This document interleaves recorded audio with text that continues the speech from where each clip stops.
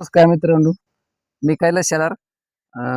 20 मेला ऊस लावलेला आहे. 20 मेला लावल्यानंतर लगेच टिपळ टाकले पाऊस चालू झाला. एक महिना तो ऊस पाण्यातच होता. आम्हाला वाटत ऊस यायचाच नाही, कारण महिन्यावर पाणीच होतं, टाच भरलेलं होतं पाण्याने. त्यानंतर मग सरांना विचार राहिला, ऊस जाईन मग आपला. सर म्हणले ओरिकेनची आणि स्टेकॉनची स्लरी घ्या. त्याच्यात गडी कोणी शिरत नव्हतं, पण मी स्वतः शिरून त्याची स्लरी घेतली. स्लरी घेतल्यामुळं ऊस महिन्यानी थोडा उगवायला लागला. मला जरा आधार आला. म्हणलं येतोय ऊस आता. लोक म्हणायचे ऊस तुमचा जाईनच, डबल लागेल करावं लागेल. मी म्हणलं कसं जाईन, चिकन आणि ओरिकेन असल्यावर माझा ऊस जातच नसतो, ऊसच येतो असतो. मी ऊस आणणार म्हणलं.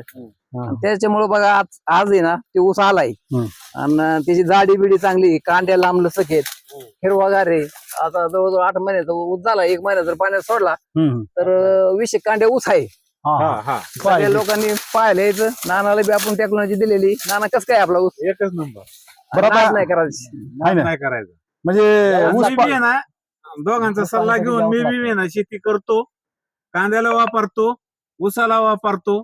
सरांचं आणि भाऊचं टेक्निकल वापरतो. म्हणजे ऊस किती निघायचा पहिला केरन टेक्निक वापरला 50 टन निघत होता. 92 टन काढला भाऊ सरांनी. 42 टन तुमचं वाढलं 11 महिन्यात. 11 महिने. अभिनंदन तुमचं. तुम्ही पूर्ण समाधानी? लय पूर्ण समाधानी ओके तुमच्या दोघांच्या सल्ल्याने. ओके धन्यवाद.